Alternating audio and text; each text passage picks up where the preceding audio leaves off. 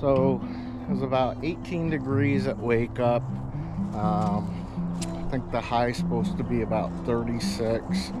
It was lightly snowing, and you have to remember this is at lower elevation as well.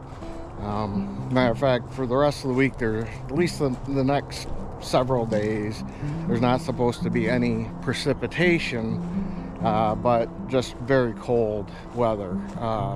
Lows in the mid to low 20s at night at lower elevation. It's going to be even colder than that up at higher elevation. I ran into Scott in the office of the motel, and we chatted for a while. So we're staying at the same place, and boy, I gotta tell you, I was so thankful to run into him at the top of the mountain. He has his own YouTube channel, by the way. It's Scott Free Hiking, and I'll post a link in the description for that, so you might want to follow him. I think I'm on his day 3 video, but it was good to run into him because I really needed him. Things started to deteriorate on Blood Mountain as I got farther up toward the top. Had about 2 inches of snow. When I was at the Above the Clouds hostel, there was a hiker there who kind of works there part-time, but he's been training to actually do his through hike. He's already attempted once, and that was Coyote, and he said that Blood Mountain's treacherous even on a good day. So that was in the back of my mind as I'm climbing up the mountain. I honestly think I probably would have done things differently, or should have done things differently, but I think had I not known I was going into Neal's Gap, I probably would have taken this off, this hoodie that I'm wearing now off, and just thrown on my rain gear over my clothes so that I didn't wet out, because by the time I got to the top of the mountain, I was getting pretty wet. Again, about 2 inches of snow on the ground, which creates the next problem, and that's that the blazes at the top are on the granite face. They're on the bald. And thank the good Lord that I ran into Scott at the top there in the Blood Mountain shelter, because he had hiked this before, and he knew basically the way to get down. Without that, I could have been wandering around up there soaking wet for who knows how long. But we also had to go down that granite face with snow on it, so I put on my micro spikes. They worked really well. I did not really slip. I think Scott fell once because of a tree root that he slipped on, but it was treacherous going down. And then there's another spot where there's like boulders that you kind of have to climb over. Again, this is in the snow.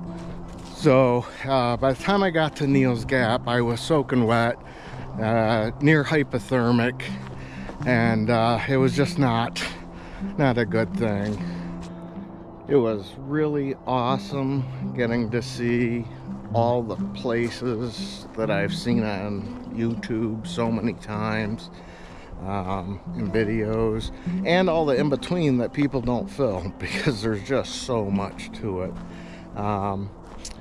It was especially awesome to get trail magic from Fresh Ground. I mean, I can say I did that, so that was really awesome as well. I swear that guy makes the best grilled cheese sandwich I've ever had in my life. And of course, I said I night hiked and went over Blood Mountain in a snowstorm. That's a pretty crazy thing. You know, I can't think but helping if I had been in the Smokies or somewhere,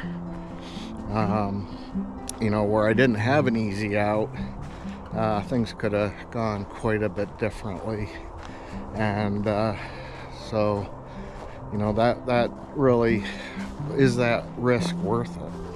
So obviously I made it to Neal's Gap. I was soaking wet, freezing cold. Basically everything lined up. I mean, Scott helped me get down off the mountain. I made it to warmth. I got to sit by their wood stove for a while. Unfortunately, their hostel was mostly, if not all, full because every hiker either came off trail already or was coming off trail. But I got lucky. I got a shuttle right away, pretty much.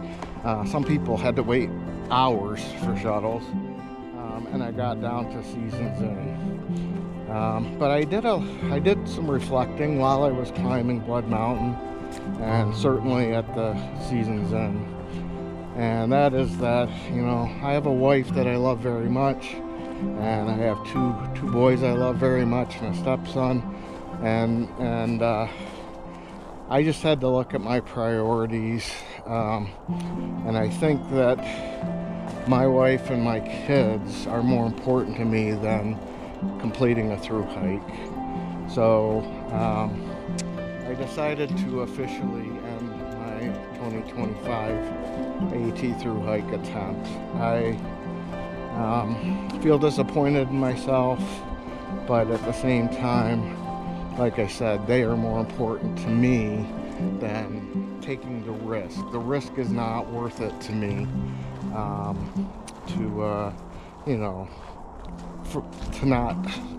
widow my wife or to orphan my kids. This is really not something I saw myself doing, getting to Neal's Gap, and although I didn't literally do it, I figuratively threw my shoes in the tree.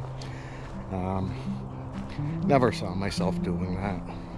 So I'm chalking it up as a section hike, and my wife has already said that if I want to try again, which I'm not going to do, or if I want to section hike it, which I may, that's okay with her. But we'll see. You know, I may do it at a time after the bubble's already gone through, where it's a little better weather. You know, even if I get wet, you know, it's not such a disaster. Again, if I was smarter about it, if I hadn't been going into Neal's Gap, I'm sure I would have done things a little differently, or at least I hope I would have, because that was a stupid thing to do, to allow myself to get wet like that in that cold weather. And I really should have avoided the mountain and the snowstorm to begin with. The other thing, of course, is I spent a ton of money in the first week. I had ended up with 2 zeros. So four nights at 2 different places. It was like over a half a month's budget, and that was in really less than a week.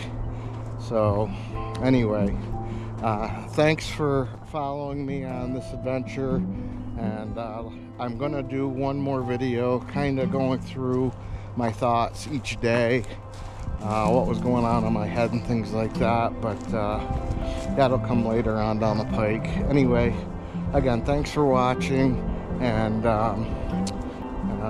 we'll see you on the next adventure. Thanks.